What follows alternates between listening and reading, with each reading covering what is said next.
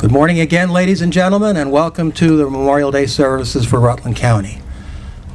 I look out at this large crowd and I am gratified on behalf of myself and for the other veterans, for all of you who have chosen to come out here and be with us today. I realize there are other ceremonies, some with parades, and it really does my heart good to see you all here today. About 10 o'clock this morning, I was wandering around the field out here and I heard fiddle music. And I thought perhaps one of the reenactors was here with his fiddle. I walked over to the back portion of the cemetery, and there's a gentleman sitting down. I don't know if he'd want me to use his name or not, so I'm not going to. And he was playing a fiddle. And I said, geez, that's really good fiddle music. And he said, I'm honoring one of my relatives. This is a Civil War fiddle. And the gentleman that you see buried on the right-hand side of the plot was a member of the 1st Vermont Cavalry. Next to him is his brother, who was a member of the 2nd Vermont Infantry.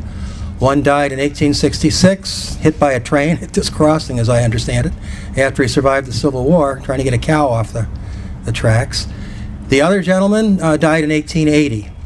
And to me, seeing something like that is what this ceremony is all about. Rutland is a small town compared to Manhattan, Albany, large towns in New England. And yet we gather every year to honor our veterans. Every year, a large number of you show up to make us feel that this ceremony is indeed worth doing, and we are really honoring our veterans. We are now going to begin the official part of the ceremony with the procession of the color guards.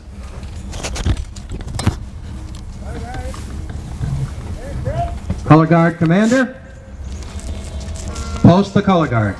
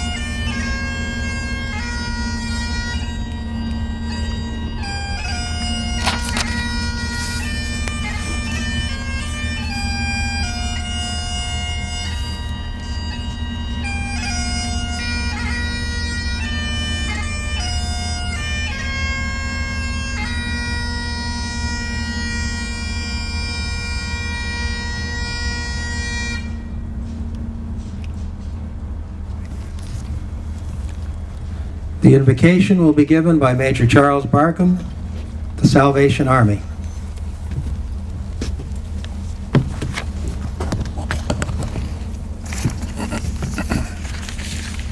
Let us pray. God of our forefathers, today we are here to honor those who have served our country and have given their lives so that we may stand here and still live the freedom. We need to be consistently reminded of our gift of freedom, and to those who gave to make our future generations continue to know that we have a life of freedom here. Remembering those who have passed is only half of the task that is before us today. We must also carry their love, honor, and duty forward to the future generations that will pass. Our children must know that they were what they did and why they did it. And to do anything less would be a disgrace to their service and their memories. Those that are gone created a clear pathway for us to continue on. We must never waver from that path of freedom and democracy. Take their memories, take their dreams and walk forward, shouldering the cause of freedom, carrying it high and proud. They did, and now you must do it as we walk forward, not only for ourselves, but for our children. We ask this in the matchless name. Amen.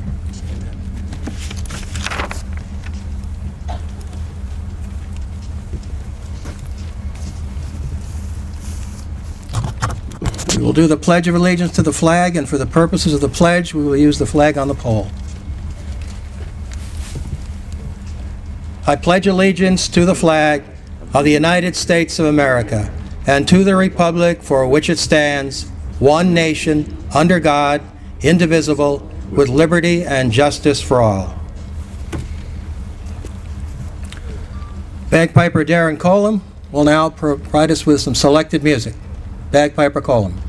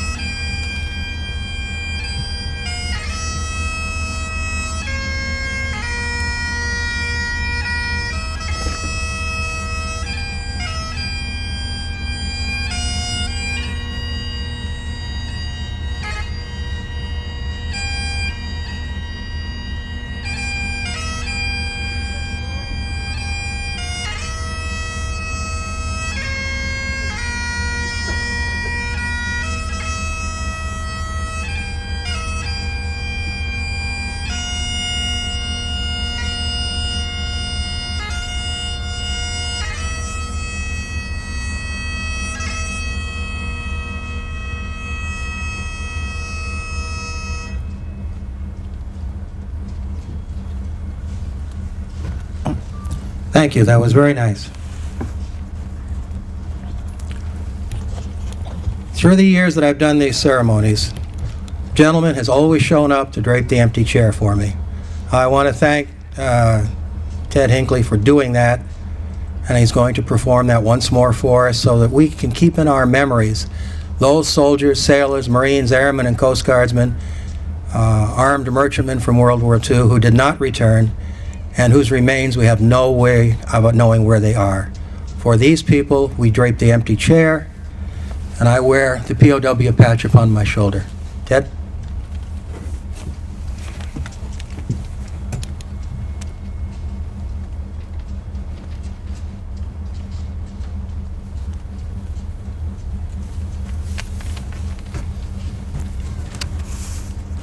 Ladies and gentlemen, be seated, please.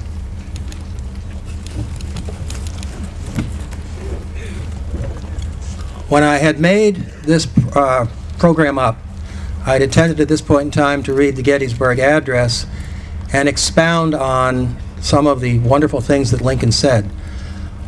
As I got deeper into this, I decided to change my theme, so I'm not going to read Lincoln's Gettysburg Address. During the remarks section, I am going to deal with women in the armed forces, and I couldn't seem to relate that subject to Lincoln's Gettysburg Address. So we're going to move over that part of our presentation. 150 years ago, plus about 35 days, two great armies would clash in Gettysburg, and while the war would go on for 2 more years, the fate of the war was largely settled. The Union would win, the Confederates would lose, and we would become a United States of America again. I'm going to have the band in a moment play Dixie, but I'm going to tell you folks that if this were 1863 and I asked a band to play Dixie in Rutland, Vermont, I'd be ridden out of town on a rail after I was draped in tar and feathers. Vermont was one of the strongest supporters of the war for the Union, and our per capita casualty rate here was higher, I believe, than any other state in the Union. Rutland Band, Dixie, please.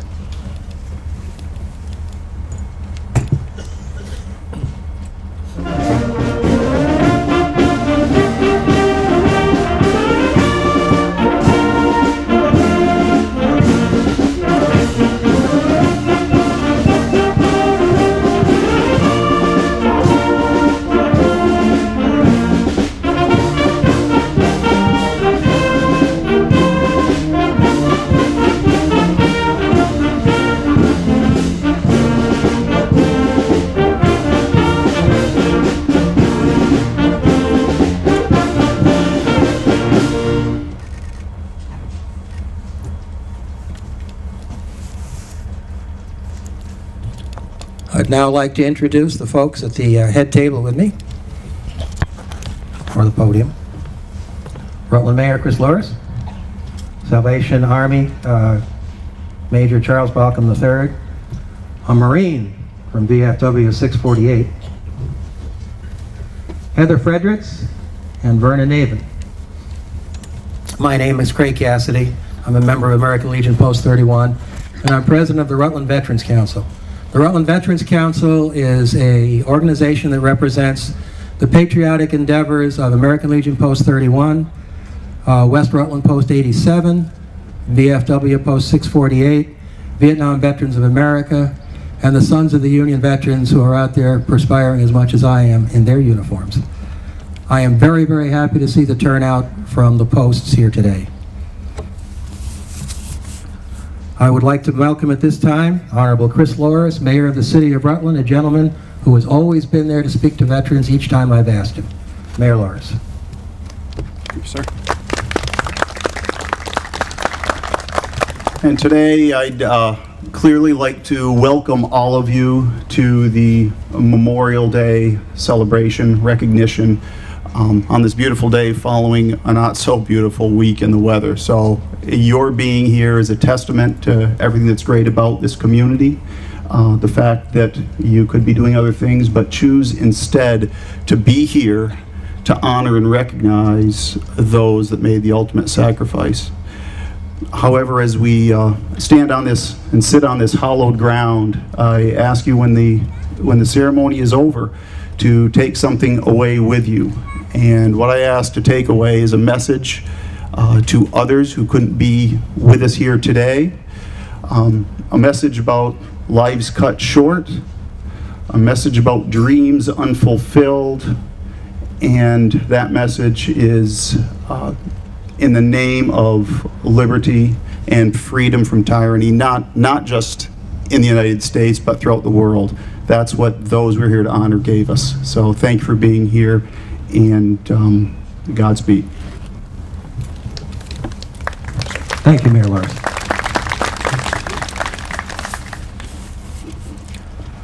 Well, we couldn't have Dixie without having the Battle Hymn of the Republic, one of my favorite all-time, I guess it's called a hymn, but it's a martial hymn. It's a stirring hymn. Makes your blood flow if you have any sense of patriotic pride. Rutland Band, Battle Hymn of the Republic, please.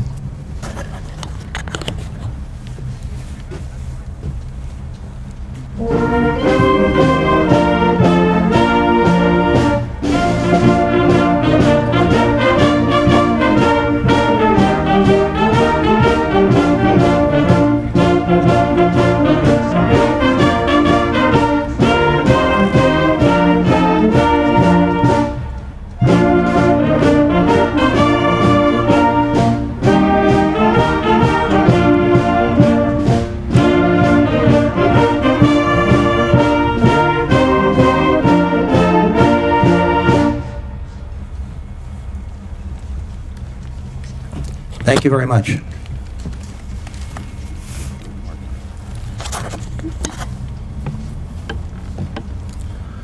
One of the features of our Memorial Day ceremony is to invite students from 4 schools, Rutland Middle School, Rutland Town School, Christ the King School, and West Rutland School, to prepare essays about what Memorial Day means to me. From the essays submitted from each school, we select a winner, we invite them to come here and read their essay and show their schools and their personal pride for veterans. We also happen to give them $100, which makes a little incentive to it. But even that, I'm sure these young people would be here. I went to Rutland Middle School upon invitation Friday to announce the winner of that school's contest. And I was very, very proud to be part of the ceremony held at that school. Mayor Loris was there. Some other dignitaries were there, and the students were respectful, well prepared. They read the Gettysburg Address, and they did it by having students spaced around the audience read a sentence or two. There goes the flag. Come back to that later. But anyway, they were very respectful and excellent performance, and anyone who was a veteran in that audience was very, very pleased with the way Rutland Middle School and their students conducted Memorial Day ceremony on Friday. Having heard Alex Fort read her Memorial Day speech at Rutland School, I'm going to start off with her. Now, Alex, do you have a copy, or are you going to read my copy? Okay, come on up, Alex Fort from Rutland Middle School, the winner from Rutland.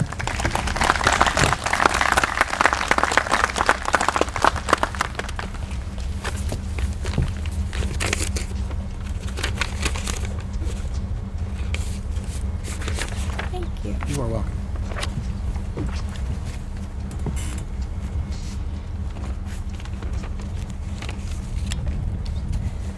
Memorial Day.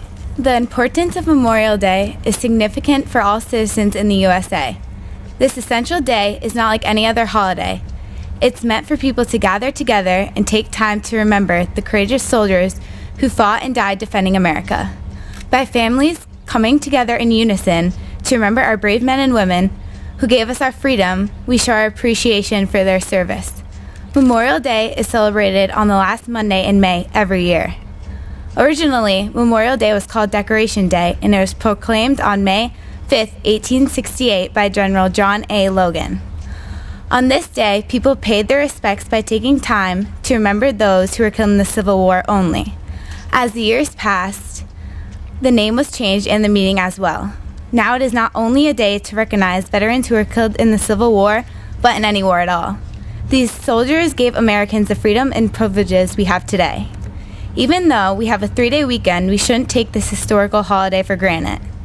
Unfortunately, Americans have forgotten the true meaning of Memorial Day. It is more than just a day off or a day with parades and long speeches. Memorial Day is that one special day where we as Americans can thank the veterans who serve for our nation. We are truly blessed to have people volunteer to protect our freedoms. To me, Memorial Day is one of the most important holidays that we celebrate. It is extremely emotional to see families hold back tears as they watch their relatives leave behind an ordinary life to go fight for our country. The worst part is that they never truly know whether or not they will return. I have the utmost respect for these families, but especially for the men and women out on the battlefield. No one can ever repay the soldiers for what they have done for our nation. My cousin, John Biote, was a colonel for the U.S. Marines in Operation Desert Storm. He was fortunate enough to have survived the war without injury. However, he had to witness some of his own lose their lives. Even though I was not alive during the time of his service, I am positive that my family held their heads up high with pride. When my cousin left, there was a constant worry about his safety. Every American is lucky to have soldiers sacrificing daily to keep our country free. On Memorial Day, the soldiers who have been killed in action are at the top of our list. Little things such as taking the time to thank a soldier for their duty can mean the world to them. This holiday is a great way to honor and show our gratitude for them. Honoring the memory of the soldiers who passed away, protecting our freedom will be forever remembered in my heart. Remember to take the time and thank a soldier. Thank you. Thank you very much. You're welcome. At the ceremony at Rutland School, I repeated her last line, and I'm going to do that again today. Remember to take the time and thank a soldier. Thank you, Alex.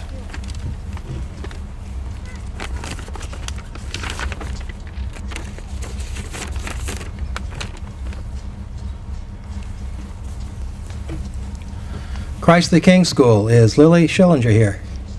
Come on up, Lily. Lily has done something I have not seen at these ceremonies before. She has written her essay in free verse poetry. Now, I don't know if she's going to read it that way or not, but we were very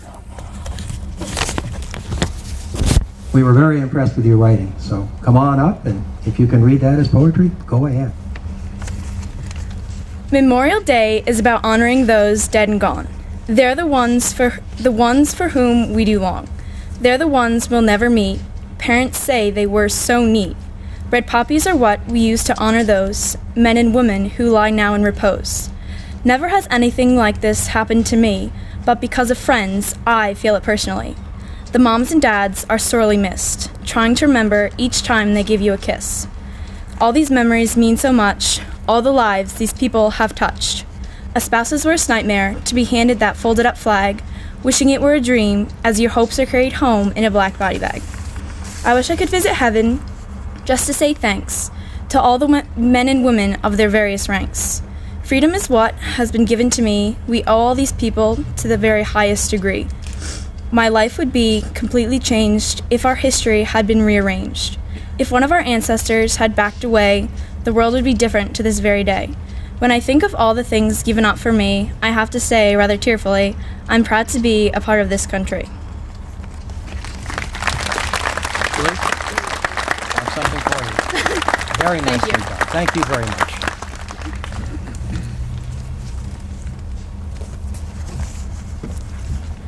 Is Amy Nichols here from Rutland Town?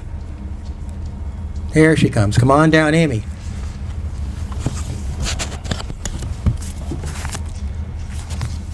Amy, were you a winner last year? Yeah. I seem to remember that. So you must have been in the 7th grade last year? Yeah. Very, very good. We don't get many two-time winners, so Amy is setting her own personal little record here. Step right up. You want it loose or in there? Oh, and there's one.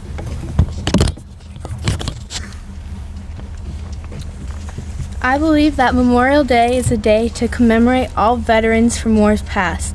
For me, it is hard to describe the importance of this, especially in 500 words. I believe that many treat this day as an extension to their weekend, and I do not believe that everyone should take time out of their day to remember and be thankful to all who have served fighting for us. This is a special day devoted to remembrance that we should all take advantage of. We should be thinking of how fortunate we are to have veterans who are willing to risk their lives to guarantee us a better one. So on this day, I feel that we should all sit back and take a few moments and remember not only those who have passed, but also those who are fortunate enough to still be with us after serving their country. Originally known as Decoration Day, Memorial Day is a day to celebrate the courageous and brave veterans who had all shown great heroism while fighting for us. This holiday was originally celebrated after the Civil War to honor all of those who had died within this war. Today it is a day to celebrate not only the late victims of wars, but also the veterans who are fortunate to still be with us today. All veterans should be viewed as the courageous heroes they are. These characteristics are all highly worthy of honor and commemoration. Many of these veterans may deny these characteristics within themselves, when in reality they are real-life superheroes. This Memorial Day, take the time to thank someone for their efforts. It's a small task that goes a long way for someone who stood up with bravery and confidence to serve our country. It is a great feeling for someone to know that they are greatly appreciated.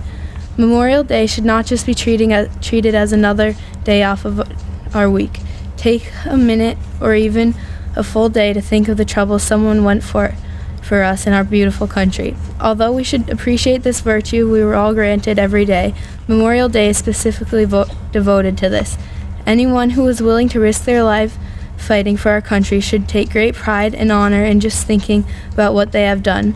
Also on this day, I believe that people should celebrate how fortunate we are to live in this country where we have people willing to risk their lives for our freedom. In conclusion, Memorial Day is a day to commemorate all veterans who served our country. Not only is it to honor the fallen victims, but also the heroic veterans who are still with us today. All veterans are superheroes who deserve the appreciation we all have for them and their actions. On this Memorial Day, we should all thank the veterans for their heroic actions they have taken to make our country a better place.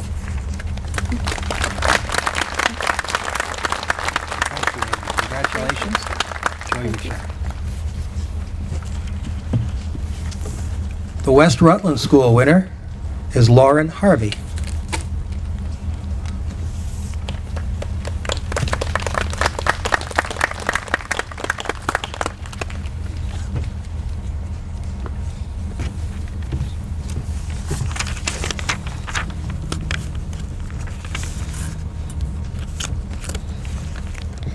To me, Memorial Day has a few different meanings. It is a day when we take time for the remembrance of those who sacrificed everything, their families, their lives, and for some, even their hopes and dreams, all to protect and fight for our freedom. Some of these veterans may have never even seen war, but they are ready to die protecting the freedom of complete strangers, their nation. Veterans are the true heroes. The definition of the word hero in the dictionary is one that shows great courage, and I think veterans fit this description perfectly. I also think that Memorial Day is a time to think about soldiers who are currently serving in the armed forces. They are our future veterans, and they deserve to be honored for at least one day out of the year. We owe it to them. All of the soldiers in Afghanistan and all of those who are preparing to deploy there soon are entitled to recognition, just like my brother Ryan, who's being deployed to Afghanistan for 9 months at the beginning of July. People have forgotten what Memorial Day really is, and it's a shame. All of these veterans that are supposed to be recognized on this day have been left behind. These people fought and died for the well-being of our country, our rights, and our freedoms, and we don't even have the decency to commit one of our days to remembering them and honoring them. They are the heart and soul of our country. Without them, we probably wouldn't have half of the freedoms and basic rights we have today. So, to sum it all up, Memorial Day means remembering those who fought, are fighting, and will fight to make this country the land of the free and the home of the brave.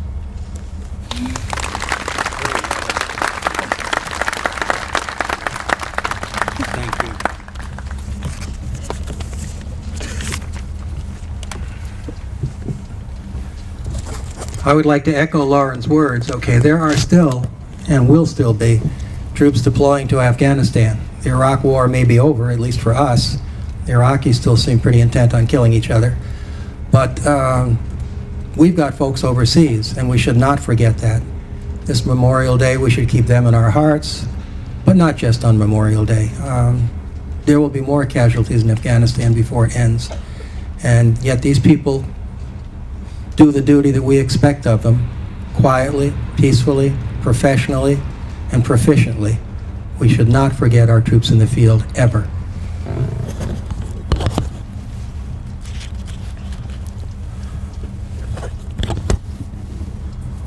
Going back to the Civil War theme, I'm going to ask the Rutland School Band to perform When Johnny Comes Marching Home.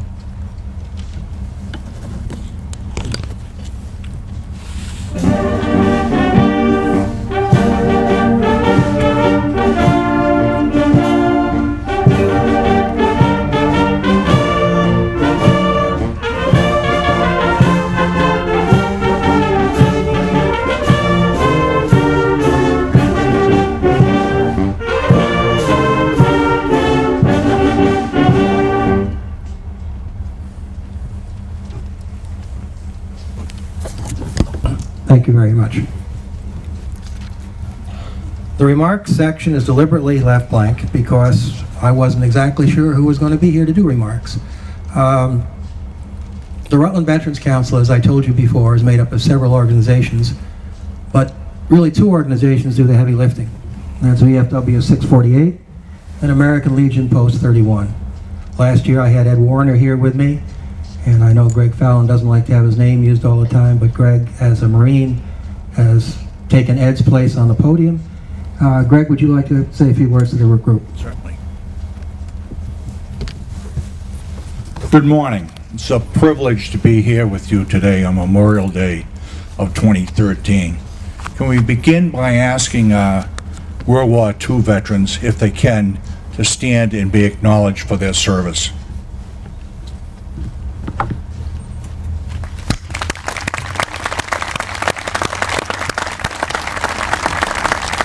And could other veterans also stand and be acknowledged for their service?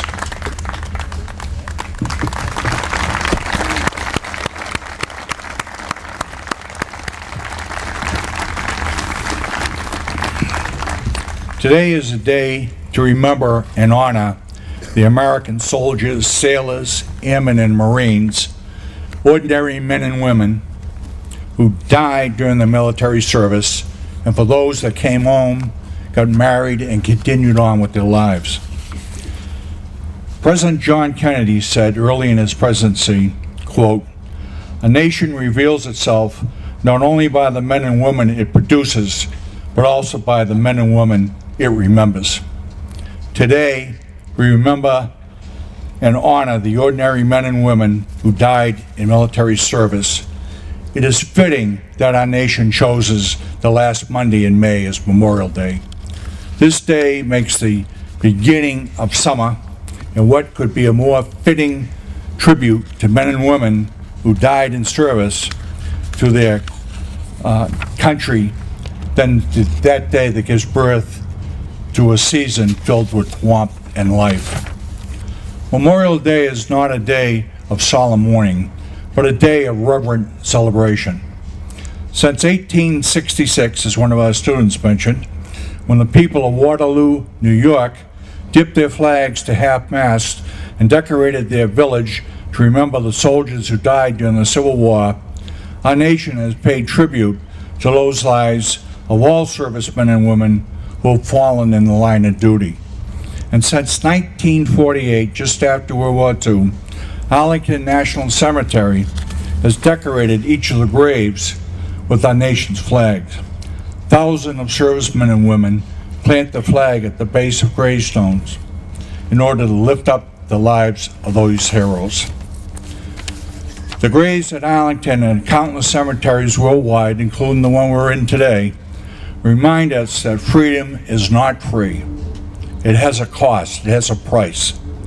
The soldiers, sailors, airmen, and Marines resting there lived supporting their lives and values that create the backbone of our nation.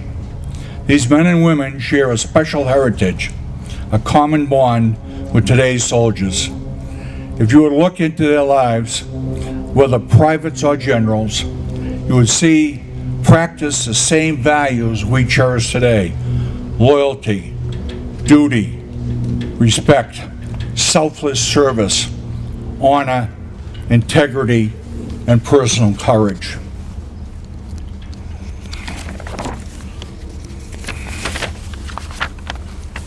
These ordinary men and women rose to meet seemingly impossible odds and did extraordinary things. These brave men and women left the safety of their sovereign soil to defeat tyrants, ensure justice, and fulfill the promise of safety and security for all our citizens and for the global community. Their lives were dedicated not to conflict or death, but to compassion and to life. We have all been touched by their ultimate sacrifices these men and women have made in service to the country, and the suffering it has brought to their families, their mothers, their brothers, their fathers, their sisters, their spouses, and friends. Citizens of every nation feel patriotism for their country, but the loyalty and love of our country felt by America's citizens are truly unique in today's selfish world. That's why America is the leader of the free world. That's why America has prospered and grown to such greatness in a mere 2 centuries plus. And that's why America will continue its world leadership as history writes new chapters for our country. Today is more than a day to celebrate and acknowledge those who gave their lives in service to the nation. We should take the opportunity in a less final, less heroic way to be willing to strengthen ourselves for what lies ahead.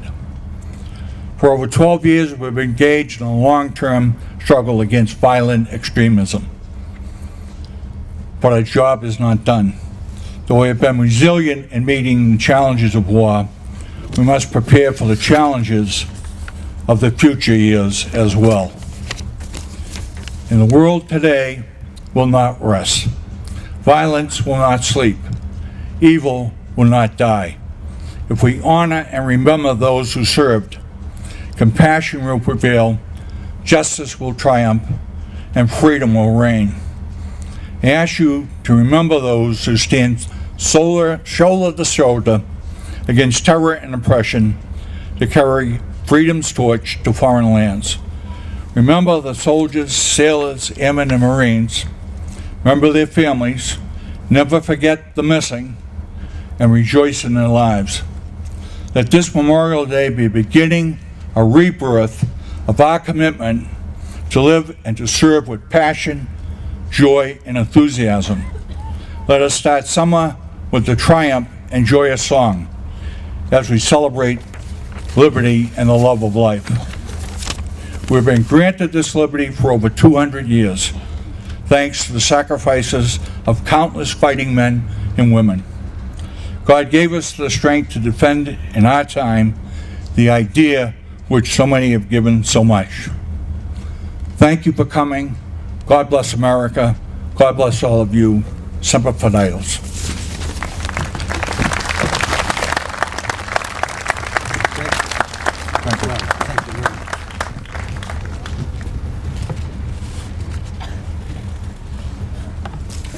Couldn't have said that better myself, ladies and gentlemen. As I mentioned before, I'm going to talk a little bit about the contribution of ladies to our military effort from the Civil War on, because they have gotten short recognition for the many, many things that they have done.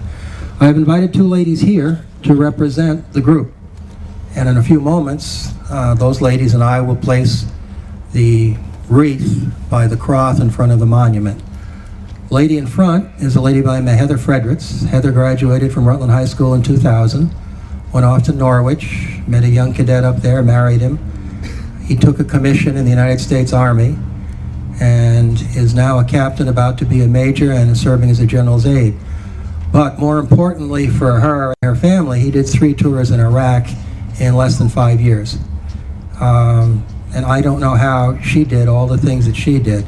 I'm choosing Heather to represent the Army wives of the world who have to keep in touch with their husbands, raise children, manage the finances, keep the roof on the house, the battery in the car, the tires from running smooth. I would get exhausted just trying to follow her around. Sitting behind Heather is Verna Navin. Verna is a graduate of Fairhaven High School, and I have some notes on Verna. She was Verna Gibbs at Fairhaven High School. She was in the active Army from 1962 to 65. During the Cuban Missile Crisis, her unit was charged with managing the movement of our forces to Florida. I mean, we came very, very close to invading Cuba. Close enough so that her unit got a Presidential Unit Citation. After her active duty years in 1973 through 2000, she was a member of the United States Army Reserve. She was one of the first women members of Company C. In fact, she was the first woman member of Company C, 360th Engineer Battalion, at that time located up on North Main Street. It was such a novelty to have a woman in the Army Reserves at that point in time that her picture got in the Rutland Herald, and it was actually difficult for her to serve, not only in the unit, because they weren't used to having female soldiers around, but also at American Legion posts.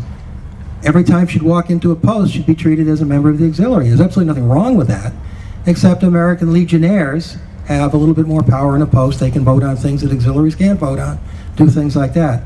And Neva kept pulling out her card, showing that she's a member of the American Legion, as opposed to the American Legion Auxiliary, and they'd say, sorry, must be an auxiliary member. At any rate, I would like to share with you now some of the research I did about ladies serving our country. There were women who served in the Civil War. You may have seen movies about women who were not exceptionally well endowed above the waist, putting on military uniforms and posing as their brothers or their cousins and journeying off and joining units. One of them was called Jenny Hodges, who served and fought for 3 years under the pseudonym as Albert Cashier. She managed to keep her identity as a woman secret until 1913, 50 years after the Battle of Gettysburg.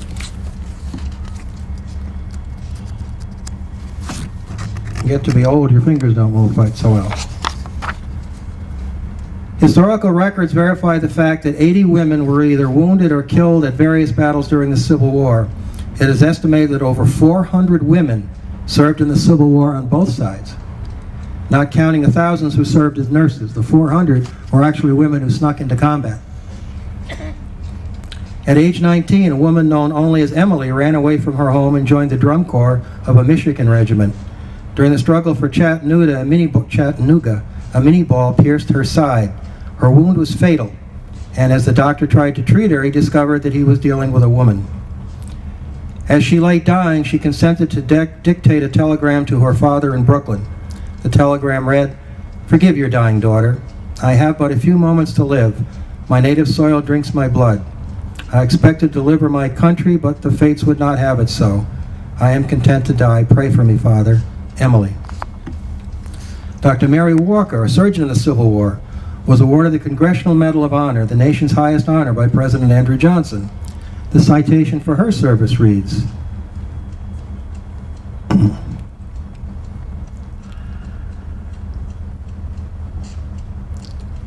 Dr. Mary E. Walker, graduate of medicine, has rendered valuable service to the government of the United States, and her efforts have been earnest and untiring in a variety of ways, and that she was assigned to duty and served as an assistant surgeon in charge of female prisoners at Louisville, Kentucky, under the recommendation of Major Generals Sherman and Thomas, and has endured hardships as a prisoner of war 4 months in a southern prison while acting as a contract surgeon.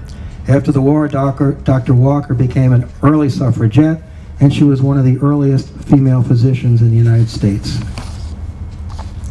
During the Civil War, Union soldiers liberated a gal by the name of Kathy Williams. She was a black lady. The remainder of the war, she served as a paid servant of a Union Army regiment. On November 15, 1866, shortly after her job with the Army ended, her name was Kathy Williams. She disguised her gender and joined the 38th Infantry Regiment, regular United States Army, in Company A in St. Louis. At the time, there was no requirement for a physical examination, and she enlisted using the name William Cathay. She served for over 2 years. She was discharged from the Army honorably at Fort Bayard in New Mexico in 1868. World War I saw a dramatic need for this country to raise troops rapidly. 30,000 women answered the call. In 1901 and 1908, both the Army and the Navy authorized women nurses to wear uniforms, but the response hadn't been terribly overwhelming.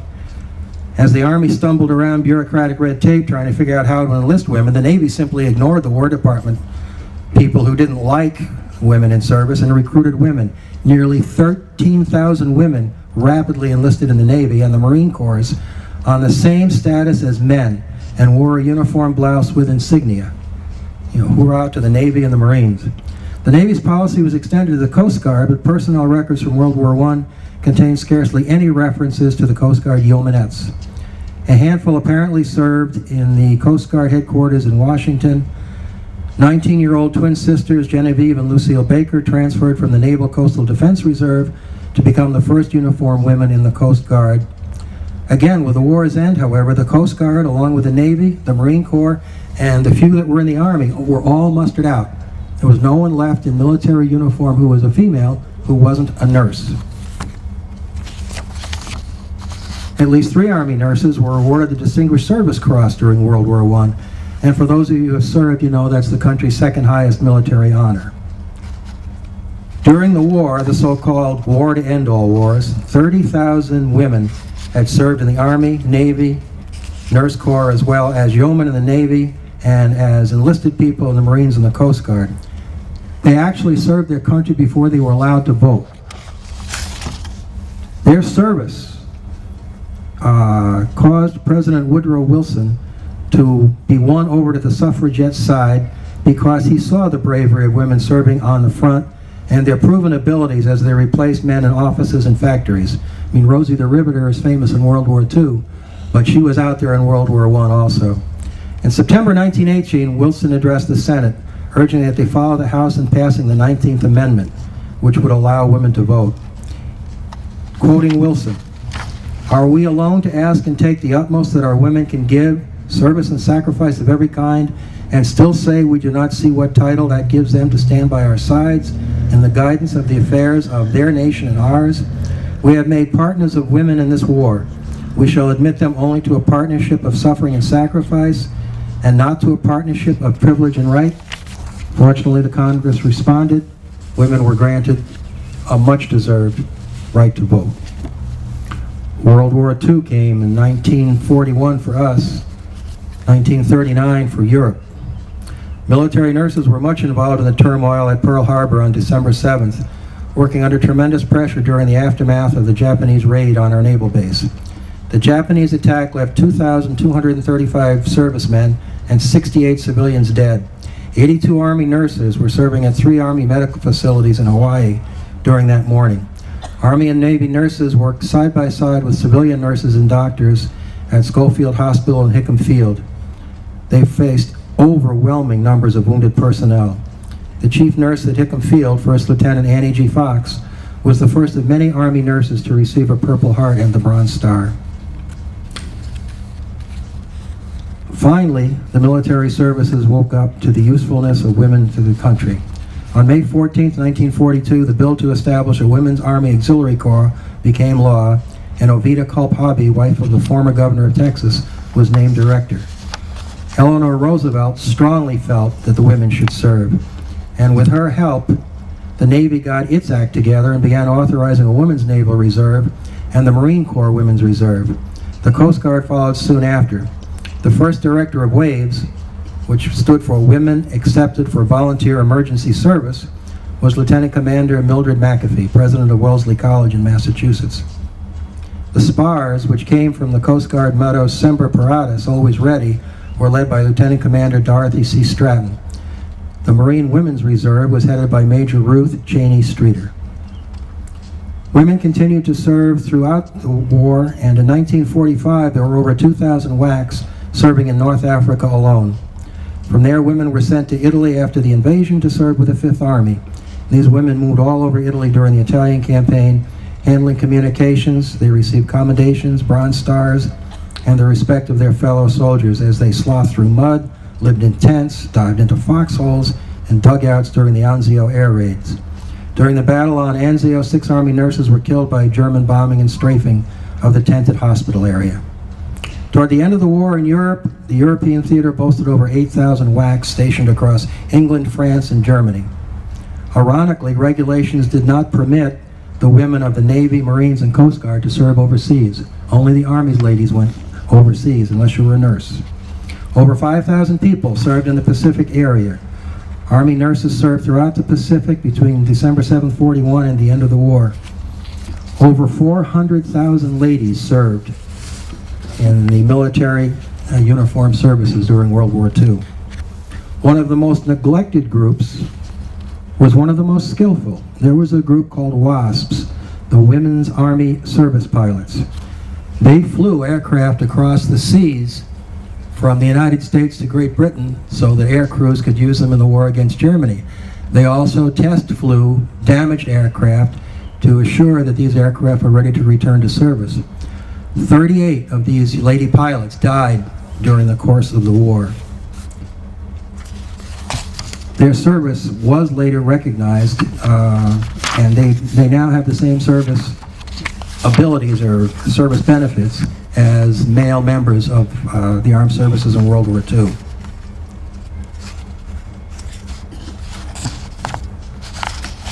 I'll close with a line from a lady who was either dead or in Japanese hands before World War II began. Her name was Amelia Earhart. In her book called Last Flight, when she talked about flying, she said this, and this applies to the ladies. Then, too, there was my belief that now and then women should do for themselves what men have already done, and occasionally what men have not done, thereby establishing themselves as persons, and perhaps encouraging other women towards greater independence of thought and action.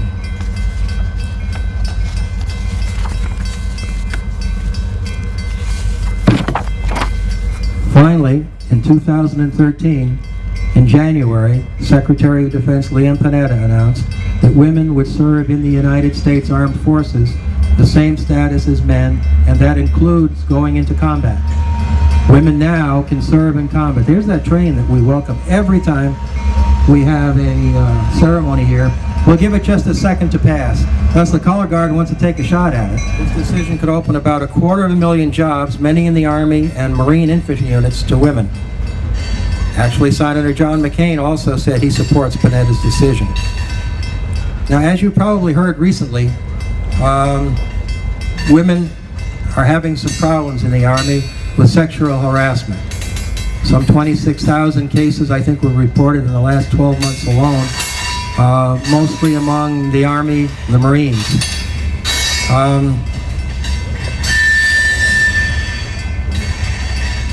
I haven't forgotten what I want to say. I'm just waiting for the bells.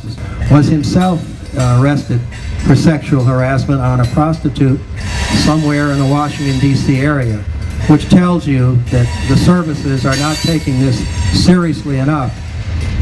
There was an Army sergeant at Fort Hood in Texas also charged with sexual harassment, actually forcing a woman into prostitution. One of the questions that crosses my mind was, of all the talented women we've got, how come men are running the sexual harassment details? I think the women ought to take that over. Perhaps we won't have quite so many problems. At any rate, this country owes a thanks not only to the women who wear uniforms, but to the women who stay home and make it possible for us guys to serve. Now, I come from a generation that didn't have laptop computers overseas. We got letters in the mail, snail mail we called it. And believe me, those letters were looked forward to. And those of you who are from the World War II generation, remember how important those letters were. Both the letters you wrote to your guy overseas, or your gal overseas, and to the fellows and gals who received them overseas. That was your touch with home. They were powerful, and you can never, never, never fully understand, unless you are on the receiving end of that letter, just how much it meant to the troops in the field.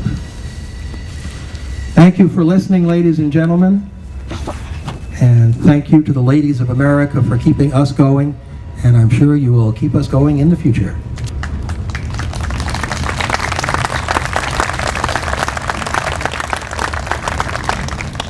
This seems to be an appropriate time for America the Beautiful.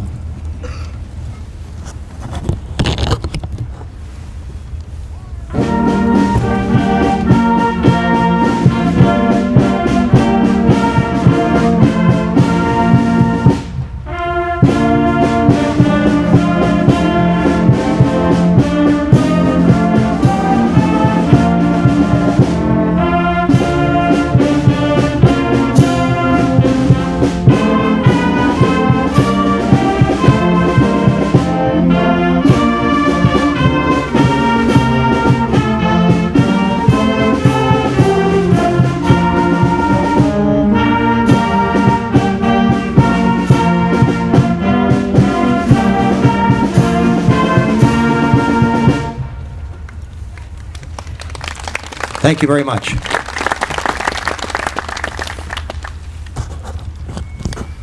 We will now have the laying of the wreath before the Veterans Monument. I will escort Verna Navin and Heather Fredericks, who will lay the wreath.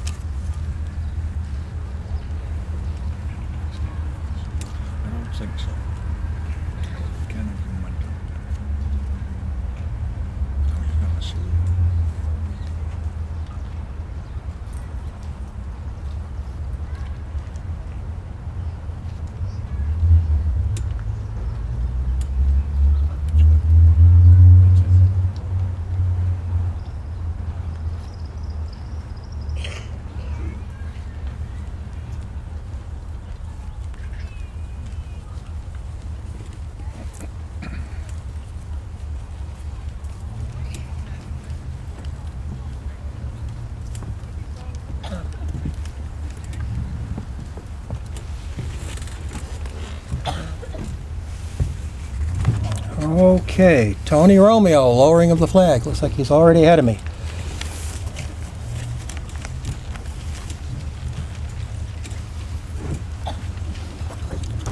Ladies and gentlemen, all who are able will please stand. We will be coming to the national anthem in a moment. After the national anthem, the firing squad will fire a volley. Taps will be played. And we will stand at attention during all that. If you feel that you're not able to, please sit down. We don't want to have any veterans or their relatives fall on the ground today. Rutland Band, the national anthem.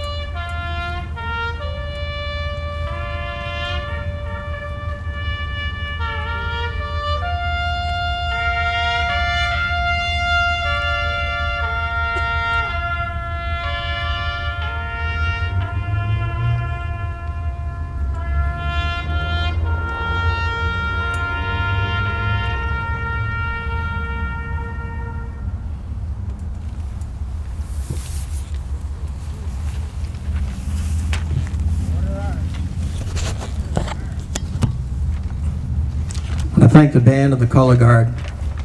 You bring so much to these services. I mentioned at the beginning of this ceremony that I met a fiddler in the back using a Civil War fiddle to two of his deceased relatives. Like him, and like General George Patton, I believe that the folks who have predeceased us know that we're here and can sense the things that we do. Patton actually believed that he'd lived several lives and was in the middle of his third or fourth life when he was fighting in North Africa. Be that as it may, what we have done and what we do is stirring to those folks who have gone before us. I'm absolutely certain of it. Closing prayer will be given by Major Charles Balcom. Before Major Balcom speaks, I will invite all of you who are here to a complimentary luncheon at the American Legion Post number 31 on Washington Street. Come on up and have lunch with us, no charge. Continue the Memorial Day ceremonies.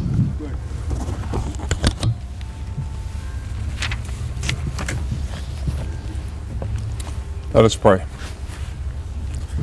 Father God, as we've been reminded, today is to all those who have come before us and given us the greatest gift of our democratic nation. They gave their lives. Their duty, their honor, and their lives are precious gifts that must be given to the future of our country and our families. The duty of our veterans, past and present, is the fiber of the word freedom and is stronger by our recognition of service and sacrifice. We honor that service and sacrifice today and should carry it forward for our children to honor. Freedom of democracy are the results of all of the most honorable this country has produced. Today we stand to remember the most honorable amongst us, and we must continue to carry the burden of their sacrifice, lest we lose sight of what true freedom is. Today is for remembering. Stand in honor of them. walk in the path of duty. Remember the cost and hold in your heart the cause of freedom. We ask this in the matchless name. Amen.